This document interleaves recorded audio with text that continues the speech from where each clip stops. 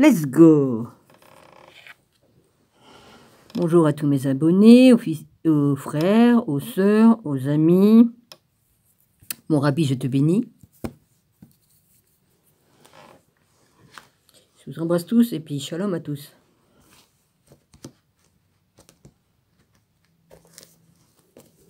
Ah, j'aurais pu faire une vidéo avant, mais j'avais du nettoyage à faire. Oui, j'avais beaucoup de choses à faire, donc j'ai fait un grand nettoyage.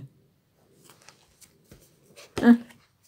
Il y a un dicton qui dit « Ce qui ne te tue pas te rend plus fort ». Ça, je l'ai remarqué. Il y a un autre dicton qui dit « Si Dieu t'informe de certaines choses, eh ben écoute-le parce que la première intuition est toujours la bonne. » Ça, c'est de moi, mais j'apprends encore. Et j'ai pas fini. Voilà, c'est tout ce que je dirais.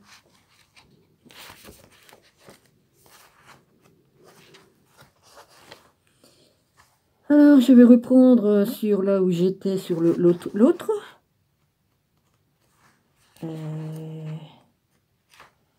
Évangile 2, vérité.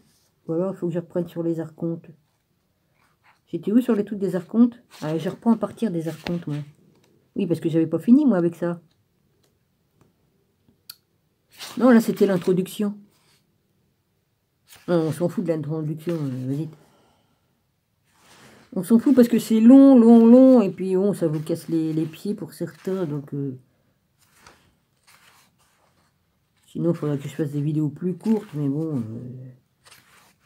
c'est sûr que une vidéo qui fait près de 2 heures, on s'endort à la fin force. Hein. Alors, le tonnerre, l'esprit parfait, ça, je l'ai fait. Ouais, ça, j'avais pas fini l'introduction, mais on s'en fout. En plus, le tonnerre, il dure pas longtemps, le truc, là. Après, il y a l'introduction, bon.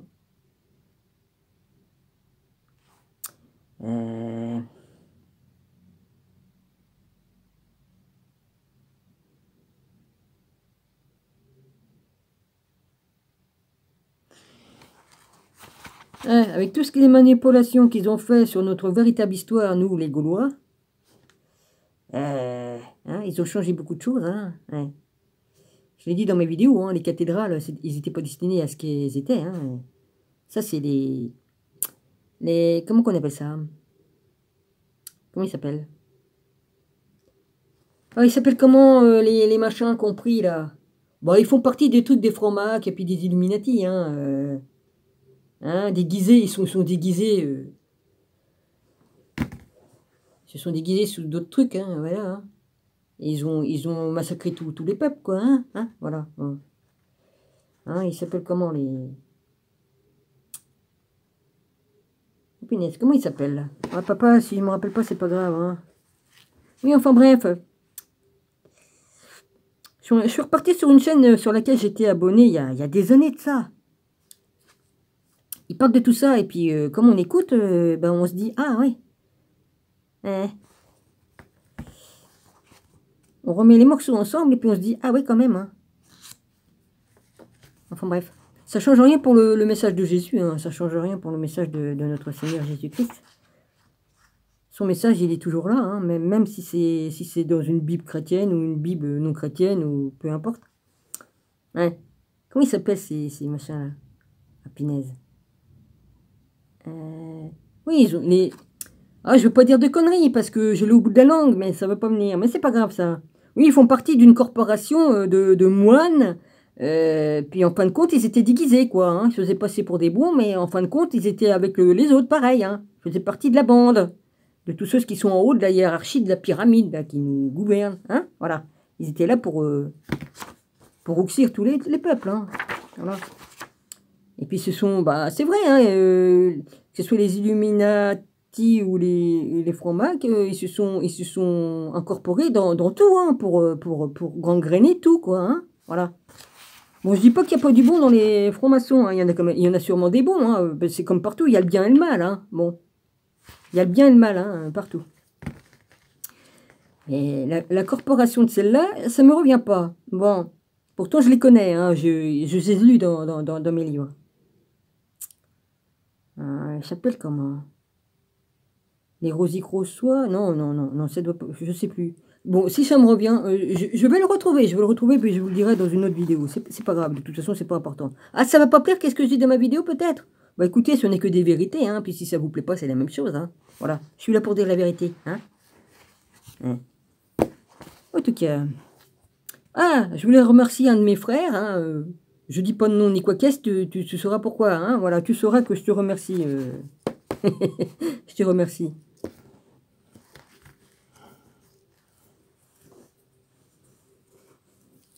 Voilà. Alors, ça c'est dit, hein, maintenant je continue ma petite vidéo tranquillos.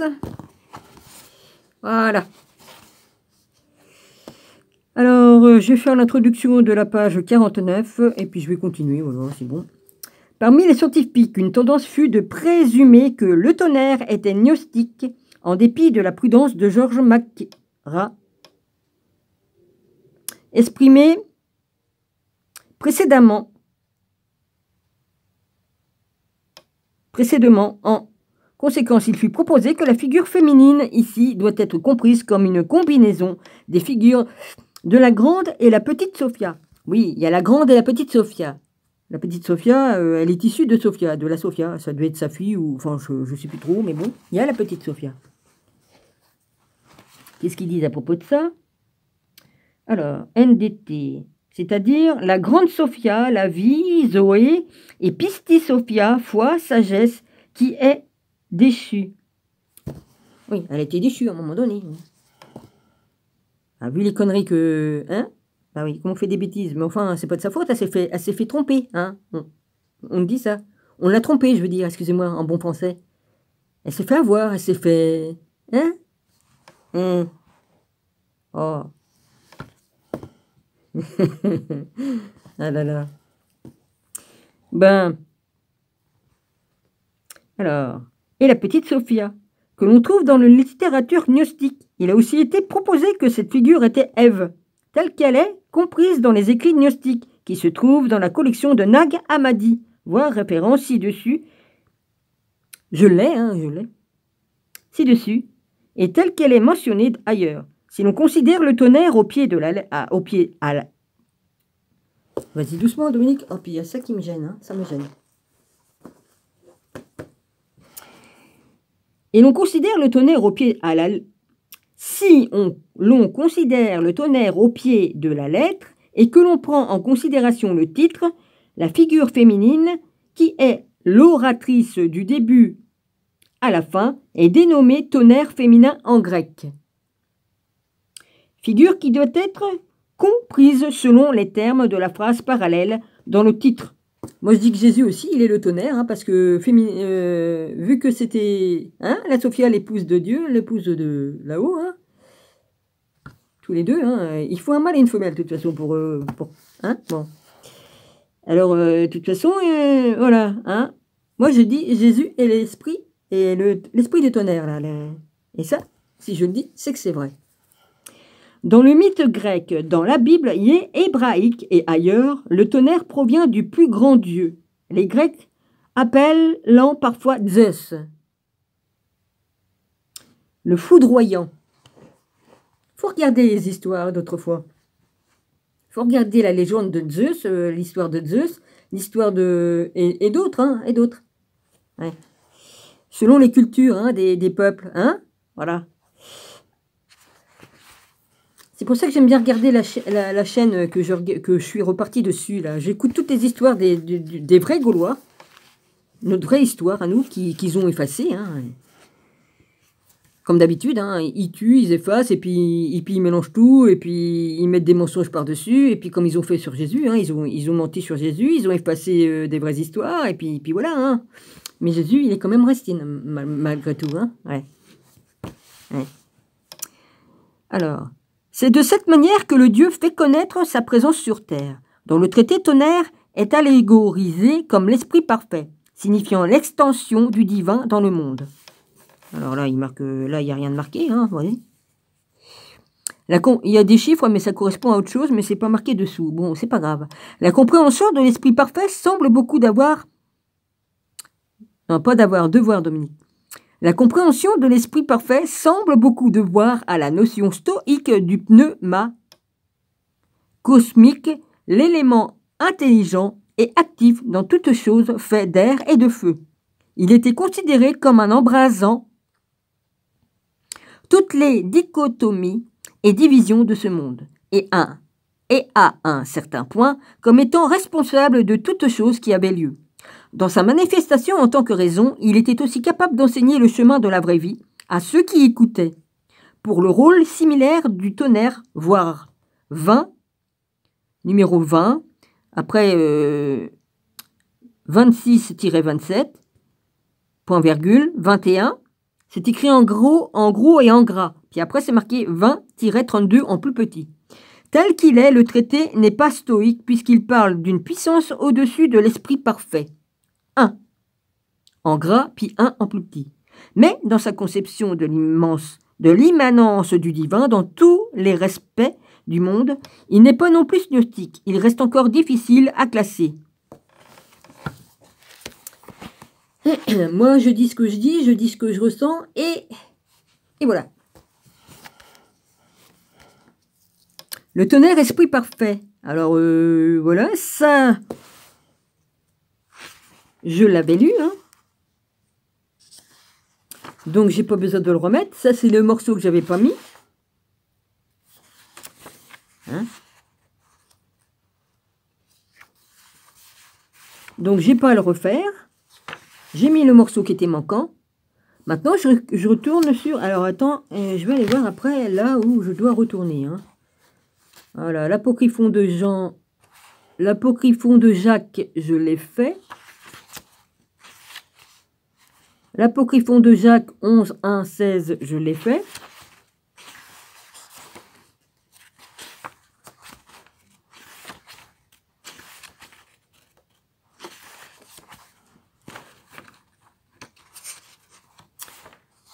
Il n'y a rien de marqué, mais je l'ai fait. L'évangile de vérité.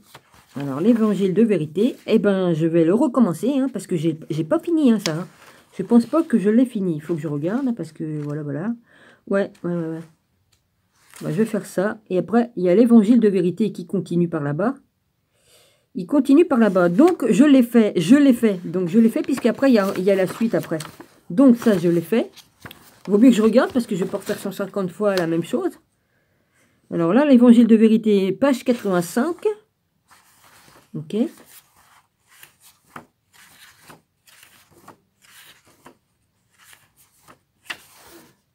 n'y a pas un truc qui est marqué là, les gars? Ah oui, et j'ai fait une croix ici. Donc ça veut dire, pourquoi que j'ai fait une croix ici? Parce que après j'étais dans l'hypostase des archontes. Voilà, c'est le truc que j'ai pas fini. Donc tout ça, je l'ai fait. L'hypostase des archontes, c'est celui-là que j'ai pas fini. L'hypostase des archontes, le 1, je l'ai fait, il n'y a que 2 feuilles. Ensuite, la page 109. Ok. Je regarde. Et puis, sinon, ben... Normalement, ça doit être marqué si j'y suis allé au bout ou pas. Bah, il n'y a rien de marqué. L'apocryphon de Jean. Bah, j'ai rien de marqué, hein. Jean, j'ai dû le faire. L'apocryphon de Jean, il y a la suite après. Il n'y a rien de marqué, il n'y a pas de croix, il n'y a rien. Bah, des fois, j'enfilais l'histoire comme ça, vite fait, sur metteur quoi que c'est. Parce que je pouvais faire, comme en 2 heures, tu fais le... Tu fais tout le livre, hein. Enfin, je me comprends, tu fais chapitre, 3 chapitres au moins. Ouais. Ça, je l'avais, le livre de Jésus de Nazareth. Là, ils expliquent pour le livre. Vous avez aimé ce livre, vous allez particulièrement aimer Jésus le Nazareth. À la suite des chagrins d'amour, le richissime Marcus Manilianus décide de partir très loin de Rome pour oublier son état d'âme. Au cours de son voyage à Dodane, vers Jérusalem, il passe par hasard sur une colline où 3 hommes sont crucifiés par les soldats de la 12e Légion. Voulant savoir pourquoi celui du milieu porte au-dessus de sa tête l'écriteau roi des Juifs, il découvre que la ville est en ébullition en raison des faits surnaturels et des désordres politiques qui lui sont attribués. Intrigué par ce personnage capable de réveiller un mort mais qui accepte la sienne sans scier, Marcus Manilianus veut en savoir plus et rencontre tous ceux et celles qui ont croisé la vie de ce très mystérieux Jésus. On croise alors Jean, Matthieu, Luc, Lazare, Marie de Magdala, c'est-à-dire Marie-Madeleine, Simon de Cyrène, Ponce Pilate, Thomas, Pierre, Suzanne et bien d'autres personnages de l'entourage du Christ. Tous inconscients du fait que l'histoire s'écrit avec leurs doutes, dans ce roman historique unique, Mika Waltari nous emmène en compagnie du Christ et de ses disciples, et son talent est si majestueux qu'il nous donne l'impression de leur tenir la main, un livre qui se lit autant avec le cœur qu'avec les yeux magistrales. C'était génial comme livre. Et dessus, il y avait le portrait de Jésus. Ah oui, je ne l'ai pas là. Merde, je ne l'ai pas. Je ne l'ai pas, c'est dans le... Oui, on voit un portrait de Jésus, mais les yeux, comme on regarde, on croirait qu'il nous regarde vraiment. Impressionnant.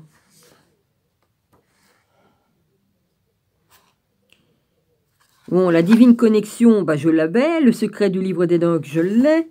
Oui, il y en a que j'ai plus. Bon, la découverte du point de Dieu. Alors ça, je ne l'ai pas acheté. Ouais, enfin bref, il y a des... Ah oui, ils ne mettent pas là-dedans les trucs. Ok. Donc ça, bon, bah j'ai fait ça. J'ai fait.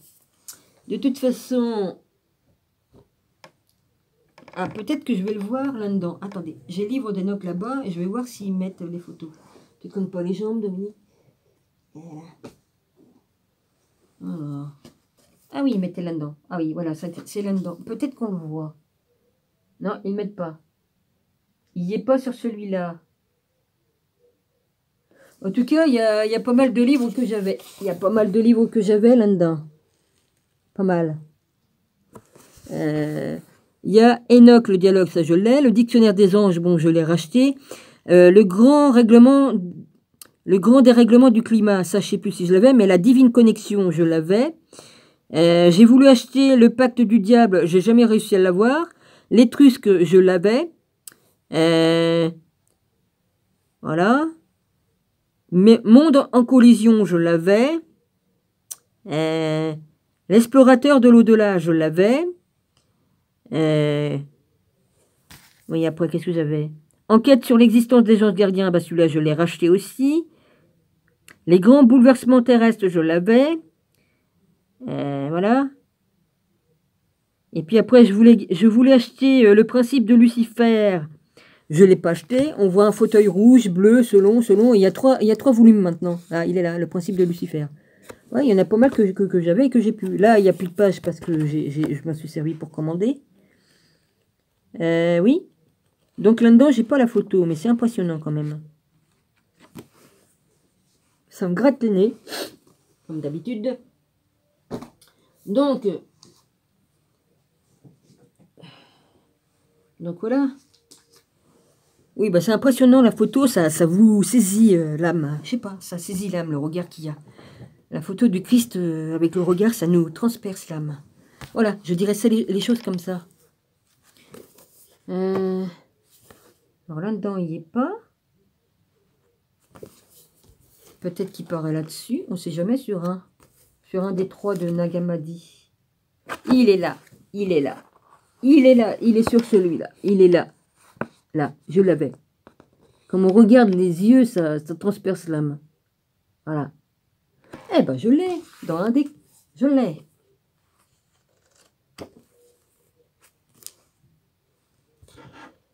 Oui, bah c'est mes ressentis. Hein. C'est pas forcément que vous pourriez avoir le même ressenti. Hein? Voilà. Alors.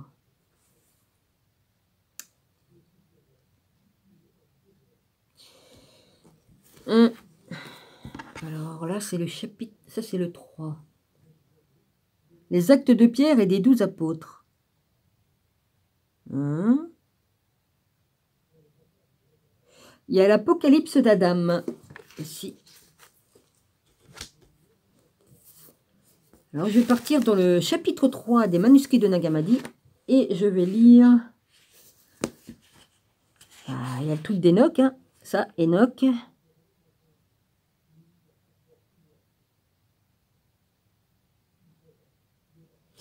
Ouais.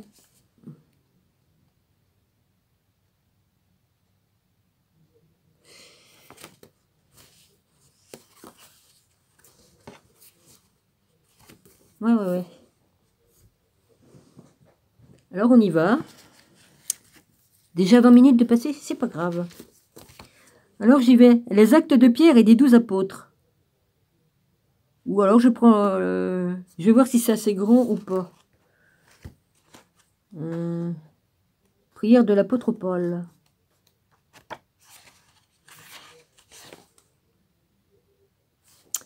Oui, ben, je vais lire d'abord ça. Alors ainsi, suivez-moi en hâte. C'est pourquoi je vous le dis. C'est pour vous que je suis descendu. Vous êtes les aimés. Vous serez parmi beaucoup les auteurs de la vie. Invoquez le Père, demandez à Dieu bien des fois et il vous donnera. C'est une grande vérité. Je suis un des témoins. De même que plusieurs lampes peuvent être allumées une seule et que ce n'en est pas moins une seule et même lumière, alors que les lampes ne deviennent pas plus faibles, les ROS aussi se répand parmi toutes les créatures du chaos et n'en devient pas plus faible. Alors le soleil deviendra obscur et la lune perdra sa lumière. Les étoiles du ciel abandonneront leur trajectoire et un grand tonnerre viendra à la suite d'une grande force qui est au-dessus de toutes les forces du chaos, notamment à l'endroit où est le firmament de la femme. Lorsque celle-là aura accompli le premier ouvrage, elle déposera le feu astucieux du plan de salut et attirera une colère folle. Elle tomba enceinte par le désir des fleurs, elle le mit au monde en ce lieu. Il parle de la Sophia comme elle a enfanté son enfant, là. Celui qui se fait passer pour Dieu et qui n'est pas du tout Dieu du tout. Non. Ça parle bien d'une certaine personne. Les anges du jardin de fleurs le nourrissent. Il reçut majesté et force en ce lieu, et ainsi vint-il sur l'eau. C'est bizarre, ça. Des 9 murs, une sépara. Elle alla sur une haute montagne. Elle passa le temps assise là, si bien qu'elle éprouva du désir pour elle-même. Parle de la Sophia. Elle devint masculin-féminin. Elle exauça son désir. Elle devint enceinte de son désir et il fut mis au monde. Le truc que je parlais d'avant. Oui, elle a fait une grosse bêtise.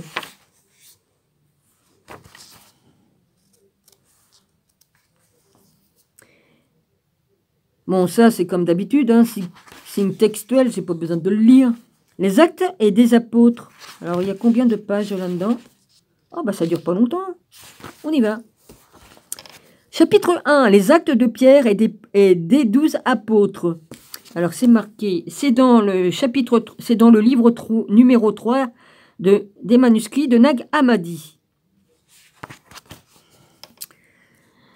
Molinari Andra Lorenzo 2000. 10 Act of Peter Anti 12 Apost Allégorie Accent and Ministry. Oui, bon, ça c'est pas intéressant. Je passe. Introduction. Il n'existe aucun témoignage extérieur dans la littérature chrétienne ancienne de ce petit écrit au nom étrange, les actes de Pierre et des 12 apôtres. Ce texte retrouvé n'est en fait qu'une traduction copte. Le dialecte est un saïdique avec en arrière-plan nordique et n'est conservé que sous forme d'une seule copie. La langue copte dans laquelle les actes de Pierre, il marque acte P et T, hein, voilà, un grand P et un T devant, sont fortuitement conservés. Virgule, ne peut pas être à la langue dans laquelle le texte original a été conservé. Il s'agit plutôt d'une traduction du grec. La réponse à la question de savoir où le prototype de Acte de Pierre est né ne peut guère trouver de réponse. Le texte ne contient aucun indice direct relatif à son lieu d'origine. Mais peut-être y a-t-il quelques autres traces laissées dans le texte par sa région d'origine, mais que nous ne savons pas encore lire. Sous ce point de vue, 3 faits sont remarquables. Petit a. Selon le contenu et la tendance du texte, il est difficile de le comprendre comme le produit de la grande Église en devenir. L'idée la plus proche est plutôt qu'ils appartiennent à une variante tout à fait déterminée de christianisme et qu'il est né au sein d'un groupe fermé relativement petit. La manière particulière dont Acte de Pierre traite la pauvreté fait irrémédiablement penser à l'ébionisme. Petit b. La trace la plus importante est peut-être la figure de l'Itargoël, qui domine le texte au cas notamment où l'Itargoël soit à proprement parler et originalement la figure clé d'une tradition originellement juive bien déterminée, jusqu'à présent à peine tangible. Petit c. La manière dont le texte propage la scène rappelle la pauvreté ambulante syriaque et dirige ainsi nos pensées vers le vaste espoir de la Syrie, mais d'autres traces indiquent Alexandrie. Alors, la 16, c'est marqué L, il y a un petit accent en haut du L, plus loin, A-S-C-E-S-E.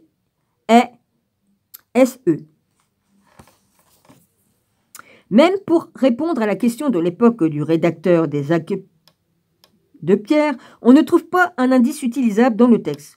On est donc réduit aux conjectures et très globalement, elles tournent autour du 2e et du 3e siècle. Mais il faudrait envisager sérieusement que les Actes de Pierre ont été rédigés dès le 12e siècle et en tout cas, il est important pour les essais de datation de considérer comment les Actes de Pierre se réfèrent au Nouveau Testament.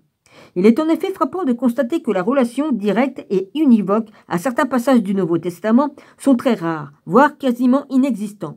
Les sources auxquelles les Actes de Pierre puissent l'essentiel de leur idée et leur matière ne sont manifestement pas des écrits du Nouveau Testament, mais de quelconque tradition apocryphe. Oui, le groupe de personnes que je cherche le nom, ils se sont fait passer pour des chrétiens étant du côté des chrétiens, mais c'est pas du tout, ils sont déguisés pour mieux diviser, hein, voilà, bon. Mais je vais retrouver le nom, je vais retrouver le nom, c'est pas grave ça. Ah oui, c'est sur la chaîne d'Oleg. Je fais de la pub pour sa chaîne, Oleg. Ouais. Ensuite, les Actes de Pierre sont un texte extrêmement bizarre. Ce qui est raconté semble mi-réalité, mi-rêve, mi-histoire, mi-conte, mi-légende apostolique et mi-description de vision ou allégorie. Même la pérenèse de l'ordre de l'Église sont en jeu. La description est inorganique, traversée de doublés, de contradictions et d'insurdité. Et puis, toute catholique, c'est la même chose. Hein. Excusez-moi, je suis obligée de le dire. Hein. De ce truc-là, oui. Enfin, ça n'empêche pas que le message, il y en a qui croient en Jésus et tout ça, ils sont sincères. Hein. Ils ne savent pas dans quel nid ils sont, mais bon, c'est pas grave ça. C'est pas grave. Il y a des bons croyants dedans et qui croient sincèrement en Jésus-Christ. C'est le principal. Ils ne savent pas qui est en haut de l'échelle, là, qui les manipule. Enfin bon, avec ce qui se passe là-bas, hein. Voilà. Hein. Et pourtant, la composition réussit à donner l'effet d'une unité fermée sur soi. Les Actes de Pierre n'appartiennent sans doute à aucun type de texte réellement existant et naturel, mais sont un grand texte hybride qui s'est formé par association anorganique de textes singuliers appartenant à des types de textes à chaque fois tout à fait différents. Il n'est pas vraiment semblable que les Actes de Pierre soient un fragment transmis isolement du premier tiers permis des anciens Actes de Pierre. Ça, c'est rien, ça, j'ai travaillé, donc ça arrive qu'on ait des petits bobos, mais c'est pas grave, ça. Les Actes de Pierre sont un texte chrétien. La question est seulement de savoir qui doit être qualifié de chrétien gnostique, ou s'il est attribuable à la grande Église en train de se constituer, donc s'il est orthodoxe ou vulgairement chrétien, mais même s'il est seulement exact que les Actes de Pierre ne sont pas d'origine et de nature gnostique, cela ne veut pas dire automatiquement qu'ils ont, dès le début, toujours appartenu à l'ensemble de l'Église. C'est déjà un christianisme spécial, même s'il n'est pas gnostique, qui s'articule ici, mais comme il ne soutenait aucune thèse hérétique, son produit littéraire devrait sans doute rapidement être devenu le livre d'édification d'un assez grand public d'Église, avant même qu'il ne devienne intéressant pour la gnose chrétienne.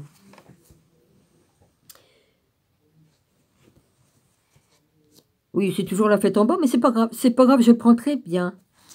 Je suis zen. L'écrit concerne la mission donnée par Jésus ou dans le ciel à Pierre et aux autres apôtres d'annoncer et de pratiquer dans le monde entier un évangile pour les pauvres. Et la manière dont cela s'est mis en place, les actes de Pierre pourraient s'être formés par combinaison de 3 textes différents dont chacun appartenait à un autre type de texte. Je l'ai pas déjà lu ça? Oui, c'est pas grave. J'ai bugué, non? C'est pas que j'ai bugué, non, mais bon...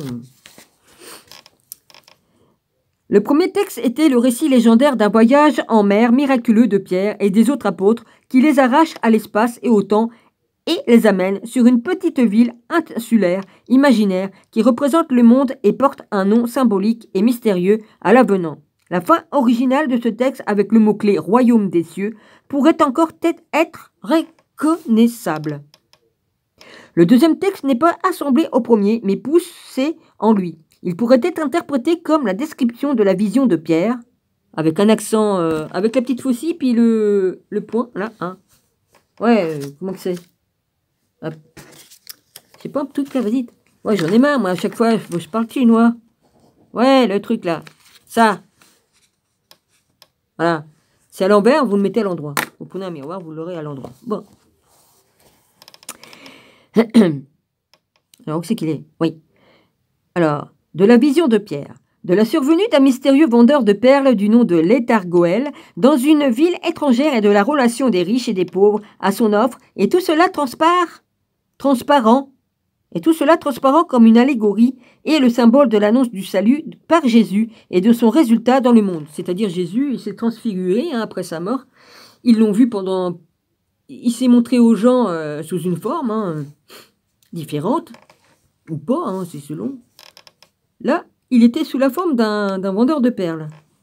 Il faut comprendre l'allégorie du truc là et tout ça et voir ce qu'il y a caché dedans. Très intéressant. Ouh. Moi aussi je peux le faire. Moi je te fais pas mon micro parce que ta télé est tellement forte que tu m'entendras même pas. Eh couillon. Il rend de la Baltique. Le troisième texte trahit son caractère original par l'accumulation de motifs que l'on ne connaît d'ailleurs que dans les histoires de Pâques. On peut bien penser que ce texte se jouait comme une histoire de Pâques ou de la Pentecôte devant l'une des portes de la Jérusalem réelle, où les 11 disciples sous la direction de Pierre avaient rencontré Jésus ressuscité, mais à la place de Jésus arrive un médecin et son aide, qui se présente comme Létargoël, mais qui, finalement, après avoir déposé l'habit de médecin, au moyen de linge funéraire qu'il porte dessous, marqué du stigmate, se fait reconnaître comme Jésus, le crucifié et le ressuscité. Le texte, page 15. Il manque un mot, parole. Bon, après, ils mettent ça. Qui, il manque un mot. L'occasion, il manque un mot, de la manière suivante. Il se passa lorsque nous fûmes envoyés comme apôtres que nous, il manque un mot, et allâmes en bateau, et il manque un mot, du corps avec d'autres, il manque un mot, qui se faisaient du souci dans leur cœur. Et nous prîmes sur le champ une décision, et convîmes d'accomplir le service auquel le Seigneur nous avait destiné. Nous établîmes entre nous une entente, et partîmes pour la mer, et à un moment favorable qui s'était présenté à nous par le décret du Seigneur. Nous trouvâmes un navire à l'ancre sur la rive qui était prêt à partir, et nous parlâmes avec les matelots du bateau pour aller avec eux à bord. Eux, toutefois, étaient très amicaux avec nous. Il y a un tiret, comme il avait auparavant été déterminé par le Seigneur. Mais après que nous fusions partis, il se passa que nous fîmes bonne traversée un jour et une nuit entiers. Cependant s'éleva ensuite une tempête contre le navire, et cela nous poussa vers une petite ville au milieu de la mer. Moi, Pierre, je demandai le nom de cette ville à quelques gens de ce lieu qui étaient sur le quai. Quelques-uns d'entre eux répondirent et dirent. Fin de la page 15. Le nom de cette ville est Habite, c'est-à-dire fonde-toi sur la patience. Ainsi son souverain qui est en toi, il manque un mot, en. La palme, il manque un mot, à la pointe de. 3 petits points et puis fermez les guillemets.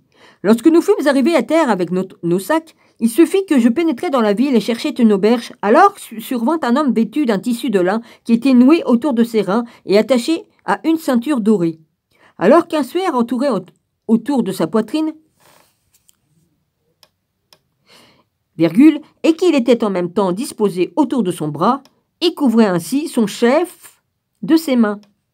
Je regardais fixement cet homme car sa forme et son attitude étaient belles. Je voyais 4 parties de son corps. Les plantes de ses pieds, au bout de sa poitrine, un bout de sa poitrine, les paumes de ses mains et son visage. Ce sont ces zones que je pouvais voir. En même temps, il tenait dans sa main gauche un étui à rouleau, comme les fonctionnaires, et un bâton de bois de styrax, S-T-Y-R-A-X, dans sa main droite. Sa voix résonna dans la ville quand il appela en parlant lentement. Perle, perle. Avec un truc comme ça. Là, cette fois-ci, c'est un truc comme ça. Ah, le truc en dessous, là. Là. Voilà. Je pensais à vrai dire qu'il était un homme de cette ville et je lui dis « Mon frère et mon ami ». Il me répondit et dit « Tu as bien dit. Oh, toi, mon frère et mon ami, que veux-tu savoir de moi ?» Je lui dis « Je voudrais te demander une auberge pour moi-même et aussi pour mes frères parce que nous sommes étrangers ici. C'est pourquoi je t'ai dit aussi auparavant, mon frère et mon ami, parce que moi-même je suis un étranger. » Après avoir dit cela, il cria de nouveau « Perle, perle !» D'abord, les riches de cette ville entendirent son cri. Ils sortirent de leur chambre, abrités. Les uns regardèrent par la porte des chambres de leur maison. Les autres regardèrent depuis leurs fenêtres élevées. Et ils ne virent rien chez lui, car il n'y avait pas de sac sur son épaule, ni aucun baluchon sur sa toile de lin. Et dans le suaire, par mépris, ils ne lui demandèrent même pas qui il était.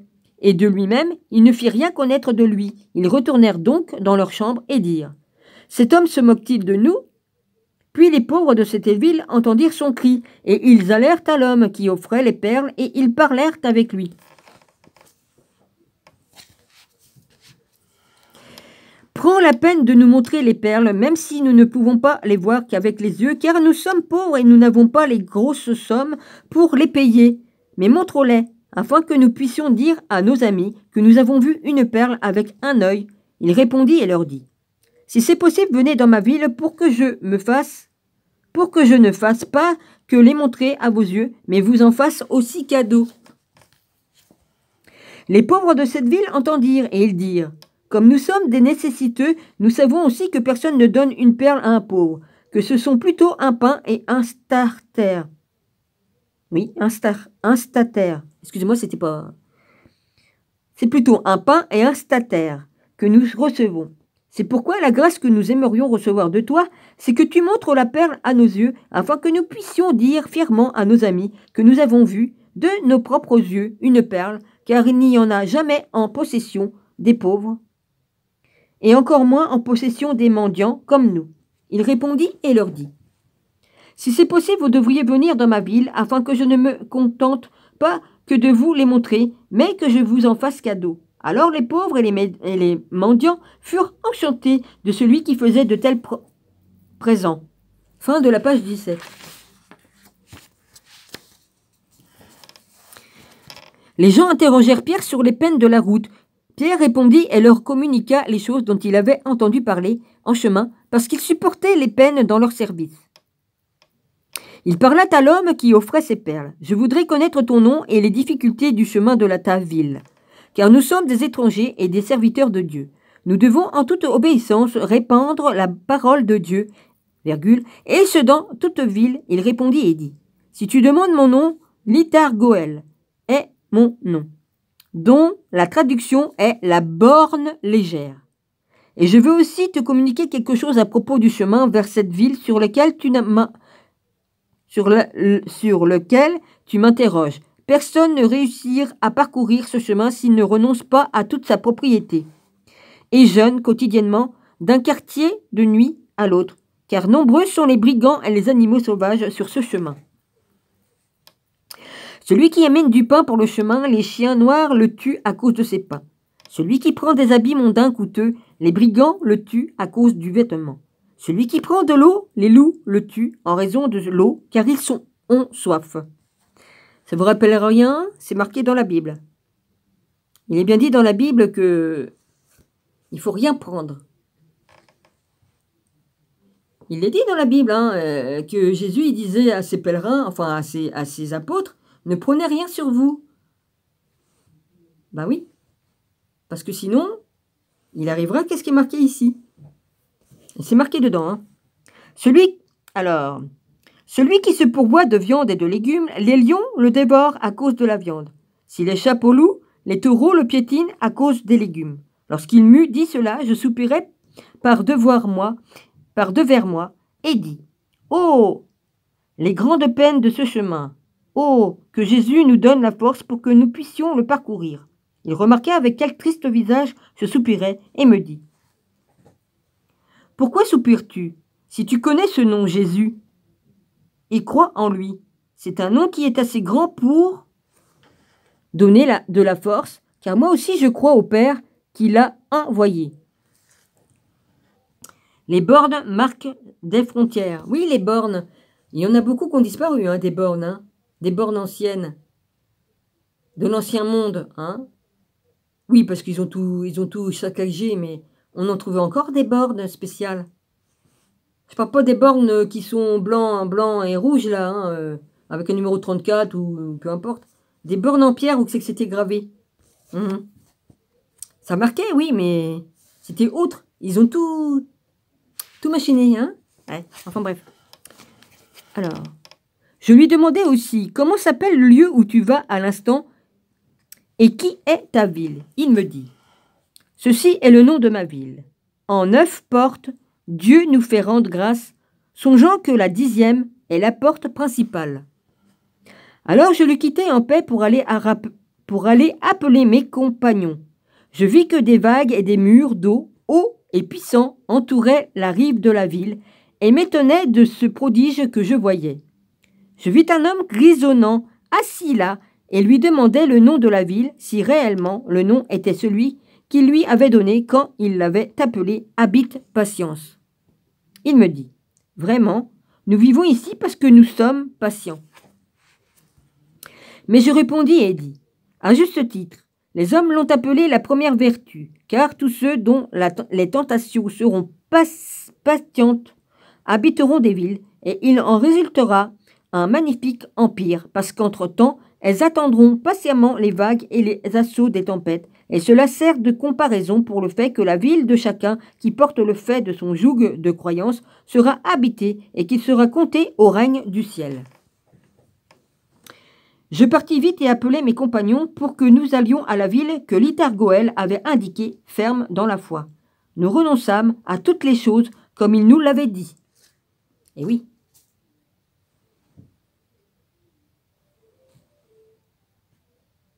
Nous échappâmes aux brigands car ils ne trouvèrent aucun vêtement pour eux chez nous. Nous échappâmes aux loups car ils ne trouvèrent pas d'eau chez nous, dont ils s'étaient assoiffés. Fin de la page 19.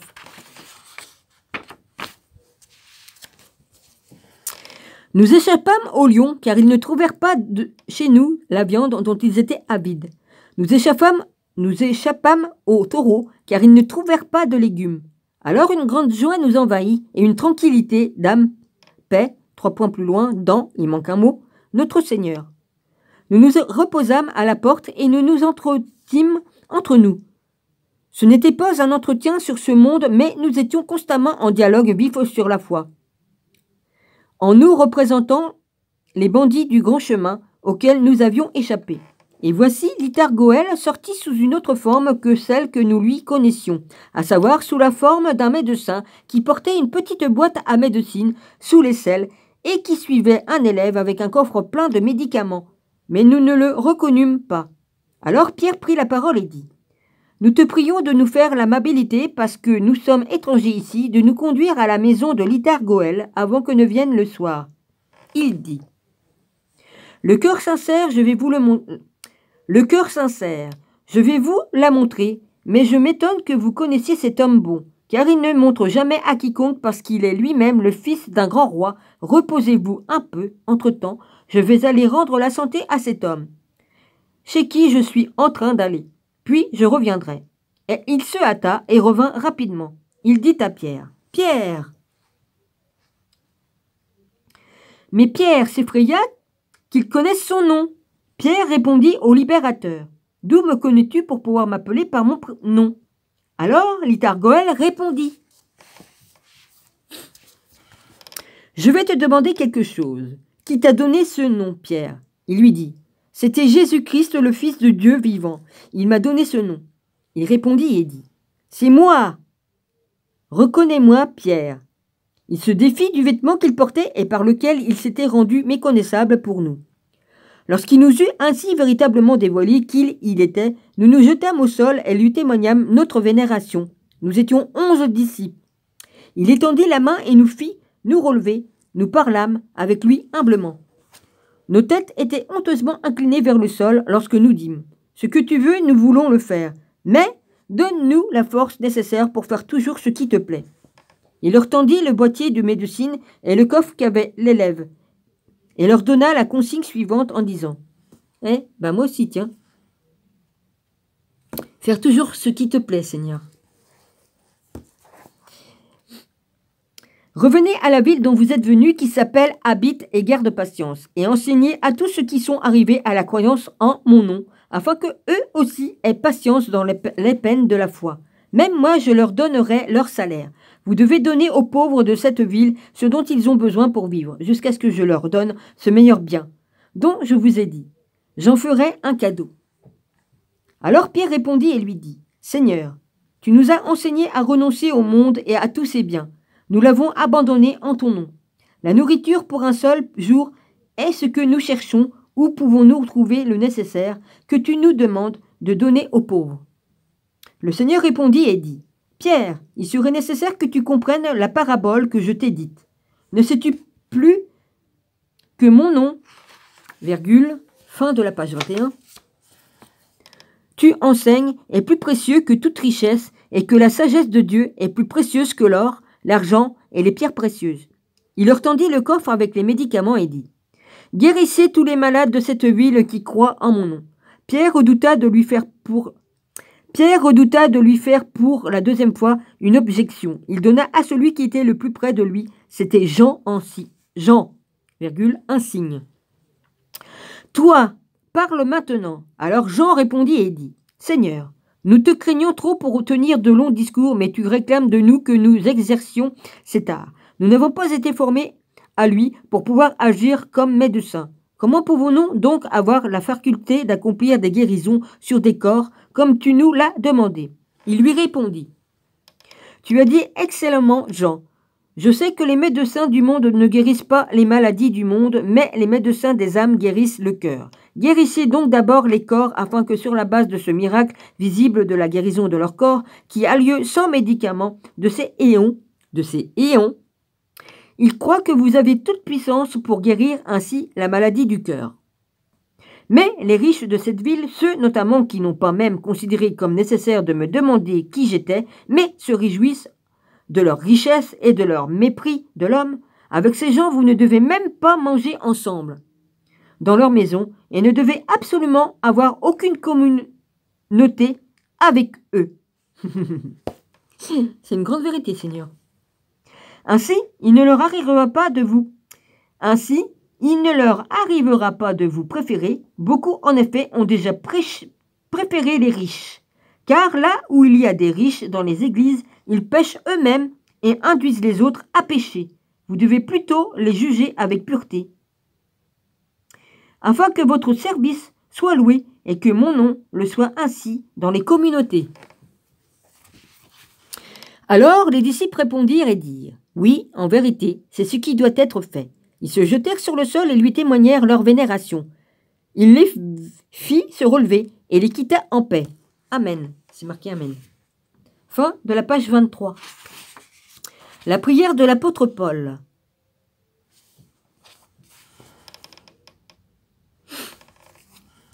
Chapitre 2. Excusez-moi. des problèmes de digestion, c'est pas grave. Excusez-moi. Hein. La prière de l'apôtre Paul. Kaiser Rodolphe. Oui, bah ça, je le lis pas. Je lis pas. Introduction. La prière de l'apôtre Paul fait partie des écrits et des textes qui n'ont été connus et ne le sont encore que par la découverte de Nag Hammadi. Le texte se trouve sur la page de garde de NHC 1 qui a été ajouté à la fin du texte de Tractatus Trepartitus. Le titre ne se trouve qu'à la fin du texte Proseke Poulou Apoctolou. Et il est suivi par un colophon. La prière reçoit ainsi une dignité apostolique qui, au demeurant, doit être étendue à tout. NHC1. Le Tractatus, il est où Tractatus? Attends. L'Apocalypse, le livre, le récit, l'origine. Le Tractatus Tripatius. Ouais, il est là. Ok. Le texte de la prière n'offre aucune indication concrète exploitable sur la question de l'époque, du lieu et de la rédaction. En ce qui concerne l'époque de la rédaction, le terminus ant kem ou ça s'écrit Q-U-E-M. Kem, je sais pas si on prononce comme ça, se trouve en raison de la datation. Tiens, j'avais marqué ma page ici, tiens. Relatif sur le NHC1 d'avant 350, mais l'écrit devrait être foncièrement plus ancien. Comme on considère comme particulièrement marquant la proximité avec l'école valentinienne, on ne datera pas la prière d'avant la deuxième moitié du deuxième siècle ou du 11e siècle. C'est des 1 ou des 2 du 2e siècle, mais peut-être mieux encore du 3e. Mais si toutefois, d'un autre côté, on voit une affinité avec l'école de Paul, la datation est plutôt ouverte. Le rédacteur est inconnu, de même que le lieu de rédaction. Si l'on suppose une appartenance à la gnose valentinienne, on pourra penser, en ce qui concerne ce lieu, à des villes ou des régions où le valentinisme était actif. Ah oui, Seigneur, je me suis servi d'huile d'onction, Seigneur. Ouais. Tu comprendras pourquoi je dis ça. L'écrit est nettement divisé en 3. 2 points A, 3 2.11, A 11.25-A 25.B 6. Il n'y a aucun doute que le texte, conformément au titre final, est une prière, plus précisément une supplique terminée par un doxologie. Il est à vrai dire de la déterminer plus précisément, pourtant l'hypothèse selon laquelle le texte est une prière de mort en raison d'une certaine proximité avec la prière de Jacob à la fin de la deuxième Apocalypse de Jacob a quelque chose pour elle. On ne peut répondre à la question de savoir si la prière était originellement uniquement une partie d'un texte plus vaste qui n'a pas été conservé. On peut à ce sujet songer à un écrit compatible à la deuxième Apocalypse de Jacob, comme à une empreinte spéciale au sein du genre des acta littérature, dans le contexte d'un semblable écrit. La prière aurait donc été incitée par une situation déterminée ou un événement particulier. On ne peut repérer d'utilisation explicite de sources. Le langage du texte permet de reconnaître une certaine proximité avec celui des psaumes et en particulier des épîtres de Paul ou des témoignages de paulinisme, comme le montre par exemple l'allusion ouverte à 1 CO 2,9. La recherche a jusque-là, en outre, mis au jour des affinités avec l'exhortation des textes magiques, ainsi que, en particulier, à des prières de Corpus Hermeticum. Fin de la page 26. Il existe par ailleurs une proximité particulière avec un passage hymnique de 7.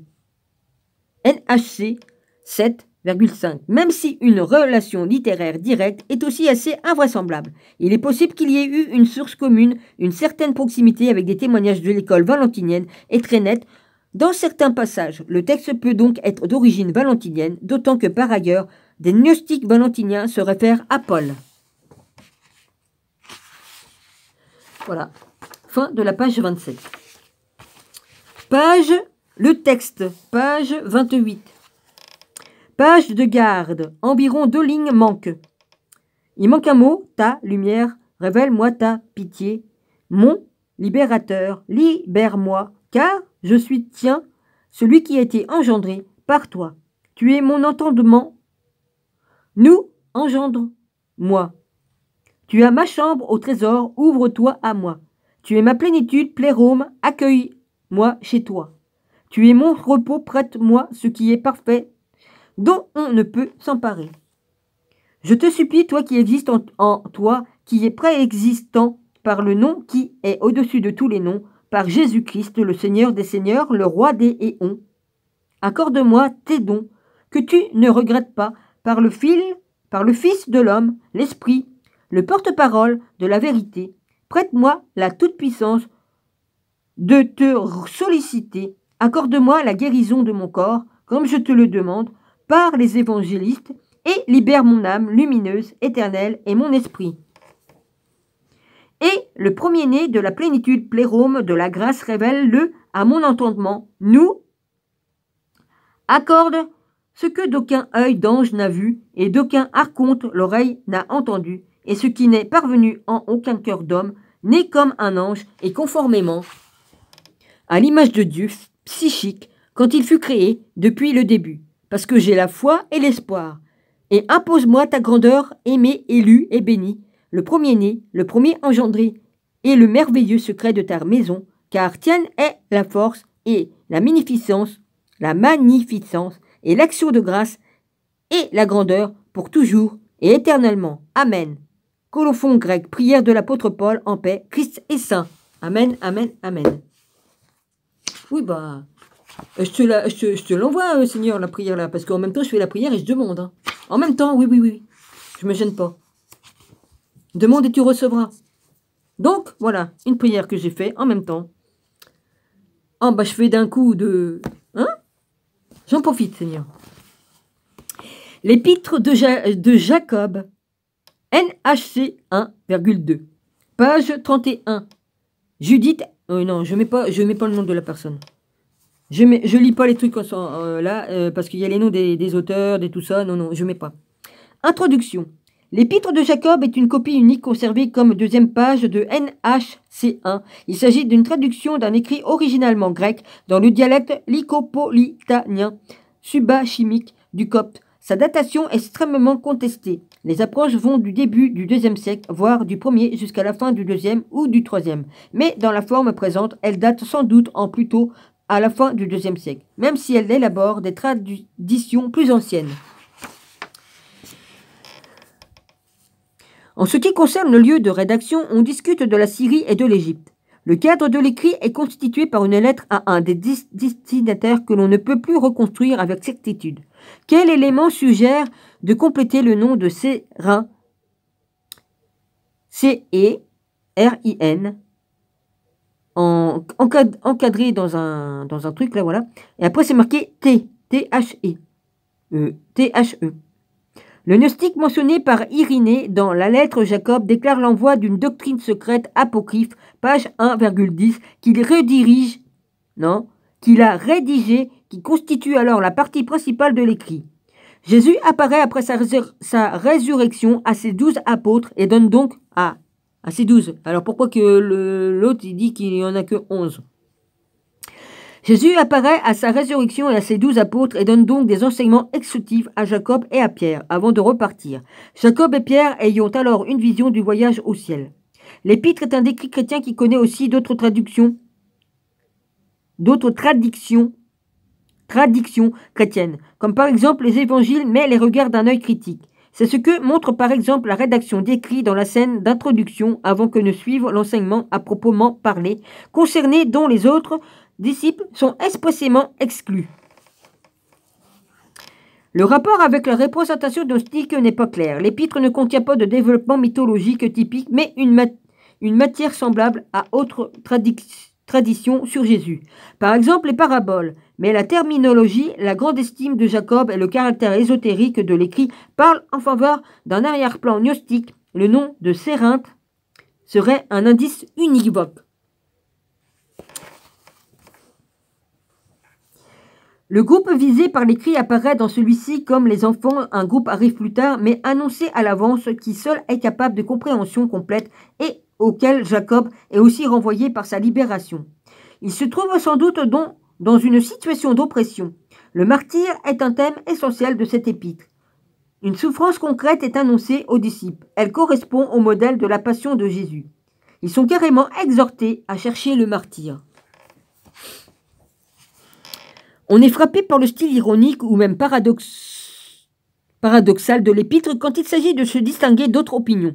Il y a des exhortations sporadiques qui s'opposent précisément à l'intention véritable de l'épître, sans que cela soit fait nettement. Cela parle en la faveur du groupe cible qui s'assure dans sa position, pour les personnes extérieures et aussi pour nous aujourd'hui. L'épître est directement compréhensible. Fin de la page 33. Le texte, page 34. Début de la lettre. C'est Jacob qui écrit aux disciples Cérinthe que la paix soit avec toi par la paix, l'amour, par l'amour, la grâce, par la grâce, la foi, par la foi, la vie, par la sainte vie. Tu m'as demandé de te retransmettre une doctrine secrète qui m'a été révélée avec Pierre par le Seigneur. Or, je ne pouvais pas te la refuser, ni non plus parler avec toi, aussi je l'ai rédigée en écriture hébraïque. Je te la transmets, et à toi seul, parce que tu es, en effet, un serviteur de la libération des saints. Sois circonspect et garde-toi de parler de ce livre à beaucoup de gens. Le libérateur ne voulait pas livrer cette doctrine secrète à nous tous, ses 12 disciples. Mais bienheureux sont ceux qui sont libérés par la foi en cette doctrine. Cependant, j'ai communiqué il y a 10 mois une autre doctrine secrète que le libérateur m'avait révélée. Mais comprends-la maintenant telle qu'elle m'a été révélée à moi, Jacob. Fin de la page 34. Quant à celle-ci, puisque moi-même je ne l'ai pas encore complètement comprise et qu'elle a été révélée aussi pour toi et les tiens, sois maintenant circonspect et cherche sa doctrine, ainsi atteindras-tu la libération d'après tout cela. Tu dois aussi la révéler. Apparition du libérateur devant les disciples. Mais quand les 12 disciples étaient tous assis ensemble et qu'ils se souvenaient de ce que le libérateur avait dit à chacun d'entre eux, que ce soit en aparté, que ce soit publiquement, et quand ils en firent des livres, j'écrivis ce qui se trouve dans cette doctrine secrète. Voici, le libérateur apparut après qu'il nous eut quittés et que nous l'ayons attendu, et ce, 550 jours après qu'il soit ressuscité des morts. Nous lui dîmes, es-tu parti et t'es-tu éloigné de nous? Mais Jésus dit, non, mais je vais partir pour le lieu dont je suis venu. Si vous voulez venir avec moi, alors venez. Ils répondirent tous et dirent, si tu nous le commandes, alors nous viendrons avec toi. Il dit, en vérité, je vous le dis, personne n'entrera jamais dans le royaume des cieux si je ne le lui commande. Mais vous entrerez, parce que vous êtes emplis. Laissez-moi avec Jacob et Pierre afin que je les emplisse. Et après, il les eut appelés tous les deux, il les prit à part. Il commanda aux autres de continuer à s'occuper de ce qu'ils étaient en train de faire. Entretien du libérateur et de Pierre. Le libérateur dit à Jacob et à Pierre, « Vous avez eu la grâce par mon Père de recevoir mes paroles. Même si les autres disciples ont transmis mes paroles dans leurs livres, comme s'ils avaient compris, prenez garde. C'est sans comprendre qu'ils se sont efforcés, comment ceux qui ne comprennent pas ont-ils entendu et comment n'ont-ils pas compris. Ne voulez-vous pas être emplis? Même votre entendement est ivre. Ne voulez-vous pas être dégrisé? Alors ayez honte maintenant. Si vous êtes éveillés et si vous dormez, souvenez-vous. Vous avez vu le Fils de l'homme, vous avez parlé avec lui, vous l'avez écouté. Malheur à ceux qui n'ont fait que voir le Fils de l'homme. Heureux ceux qui n'ont pas vu l'homme et ceux qui n'étaient pas ensemble avec lui et ceux qui n'ont pas parlé avec lui et ceux qui n'ont rien entendu de lui. La vie est en eux. Songe seulement, il vous a guéri quand vous étiez malade afin que vous dominiez. Malheur à ceux qui ont guéri de leur maladie. Ils rechuteront encore dans la maladie. Heureux ceux qui n'étaient pas malades et reconnurent la guérison avant de tomber malade. Le royaume de Dieu est en eux. C'est pourquoi je vous le dis. Soyez emplis et ne laissez aucun espace vide en vous. Celui qui pénètre en vous pourra se moquer de vous. Alors Pierre répondit, « Vois, 3 fois déjà tu nous as dit, devenez emplis, mais nous sommes déjà emplis. » Le libérateur répondit et dit,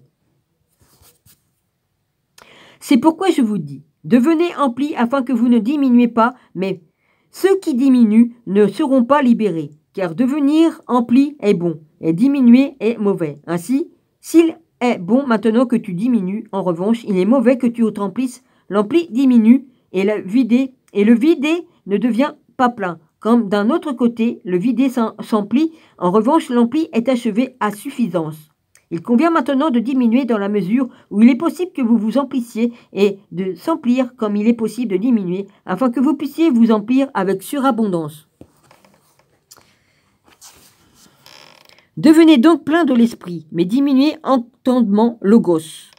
Car l'entendement logos appartenant à l'âme est justement aussi psychique, mais moi je répondis et lui dis, « Seigneur, nous arrivons à t'obéir quand tu le veux, car nous avons quitté nos pères, nos mères et nos villages, et nous t'avons suivi. Fais en sorte maintenant que nous ne soyons pas tentés par le diable, le mal. » Le Seigneur répondit et dit, « Quel est votre mérite quand vous faites la volonté de Père, s'il ne vous est donné en supplément par lui d'être tenté par Satan? Même si vous êtes tourmenté et persécuté par Satan et que vous faites la volonté du Père, je vous le dis, il vous aimera. Il vous mettra à égalité avec moi et il pensera à vous, car vous étiez déjà par sa providence des aimés, conformément à votre élection. Ne voulez-vous pas arrêter d'aimer la chair et d'avoir peur de la souffrance? Ou bien ne savez-vous pas que vous serez encore maltraité, injustement, accusé, enfermé, en prison, illégalement, condamné, crucifié, sans raison, et enterré dans le sable comme moi-même je l'ai été par le mal? Il dépend de vous de prendre en considération ce qui est charnel, vous que l'esprit entoure comme un mur. Si vous considérez le monde, si vous considérez combien de temps il a existé avant vous, et combien de temps il existera encore après vous, vous trouverez que votre vie est comme un jour unique, et votre souffrance comme une heure unique. Les bons, en effet, n'entreront pas dans le monde, méprisez donc la mort, et soyez plutôt en souci pour la vie. Souvenez-vous de ma croix et de ma mort, et vous vivrez. Mais je répondis et dis, Seigneur, ne nous annonce pas la croix et la mort, en effet, elles sont loin de toi. Fin de la page 37. Le Seigneur répondit et dit, « En vérité, je vous le dis, nul ne sera libéré s'il ne croit pas à ma croix. Car ceux qui ont cru en ma croix, le royaume de Dieu est à eux. Cherchez alors la mort, comme les morts qui cherchent la vie, car ce après quoi ils cherchent se révélera à eux. Quoi qu'ils cherchent, se révélera à eux. Mais qu'est donc ce qui leur cause du souci? Si vous vous tournez vers ce qu'est la mort, elle vous enseignera l'élection. En vérité, je vous le dis, il manque un mot, aucun de ceux qui ont peur de la mort ne sera délivré, car le royaume de Dieu est à ceux qui sont tués. Devenez meilleurs que moi, égalez ainsi le Fils de l'Esprit Saint. Sur ce, je lui demandai, Seigneur, de quelle manière pouvons-nous prophétiser à ceux qui nous réclament des prophéties? Car nombreux sont ceux qui nous le demandent et attendent d'entendre de nous un oracle, logos. Le Seigneur répondit et dit, ne savez-vous pas qu'avec Jean, le chef de la prophétie, a été éliminé? Mais moi je dis, Seigneur, est-il donc possible de trancher le chef de la prophétie? Le Seigneur me dit, si vous savez ce que chef signifie et que la prophétie sort du chef, alors comprenez aussi ce que signifie. Son chef fut tranché. Avant, je vous ai parlé en parabole et vous n'avez pas compris. Maintenant, à mon tour, je parle ouvertement avec vous et vous ne comprenez toujours pas. Mais vous m'avez servi comme parabole parmi les paraboles et comme exemple manifeste dans un entretien ouvert. Hâtez-vous d'être libéré sans y être auparavant exhorté, mais soyez vous-même zélé dans vos efforts. Et si c'est possible, devancez-moi, car c'est ainsi que le Père vous aimera. Haïssez l'hypocrisie et le mauvais esprit, car c'est le mauvais esprit qui produit l'hypocrisie. L'hypocrisie, de son côté, est éloignée de la vérité. Ne laissez pas le royaume des cieux se dessécher, car il ressemble à une pousse de dattier autour de laquelle les fruits étaient tombés. Ils laissèrent des feuilles apparaître, et lorsque celles-ci furent mûres, ils laissèrent l'origine sécher. C'est ainsi qu'il en va avec le fruit qui est né d'une seule et même racine. Après que le fruit eut été planté, du fait du grand nombre de fruits plantés, d'autres fruits furent produits. Il serait bon, à vrai dire, que tu réussisses maintenant à cultiver cette nouvelle plante. Tu le trouverais, le royaume, des cieux. Étant donné que j'ai été tellement magnifié avant cette époque, pourquoi me retenez-vous en arrière, quand je me hâte d'aller? Car après le deuil, vous m'avez obligé à rester chez vous encore 18 jours, en raison de la parabole. Il suffisait pour les hommes qui écoutaient la doctrine qu'ils comprennent les bergers, les semailles, les constructions, les lampes des vierges, le salaire des travailleurs, les diadrames, les didrames, bon, D-I-D-R-A-C-H-M-E-S, et la femme. Faites porter avec zèle vos efforts sur la parole logos. La parole logos, en effet, son premier aspect est la foi. La deuxième, l'amour. Le troisième, ce sont les œuvres, celles d'eux, en effet, que surgit la vie. Car la parole logos ressemble à un grain de blé après que quelqu'un l'eut semé. Il eut confiance en lui.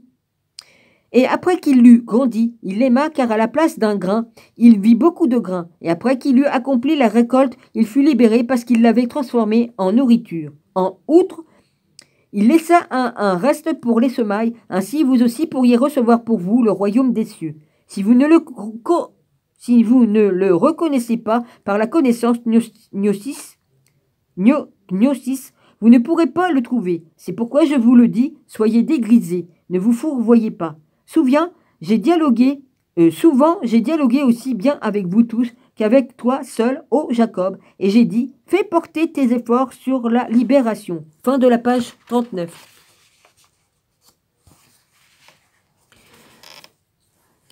Je t'ai donné pour mission de me suivre et je t'ai instruit de ta tâche devant les archontes. Voyez, je suis descendu, j'ai parlé et je me suis épuisé et j'ai porté ma couronne afin de vous sauver. En effet, je suis descendu pour habiter chez vous, afin que vous aussi vous puissiez habiter chez moi. Et quand je vis que vos maisons n'avaient pas de toit, j'habitais quand je descendis dans les maisons qui pouvaient m'accueillir. C'est pourquoi ayez confiance en moi, ô mes frères. Comprenez la connaissance d'Oxys. Aimez la vie et personne ne vous persécutera, personne ne vous opprimera, si ce n'est vous-même. Ô vous misérables, vous malheureux, vous hypocrites,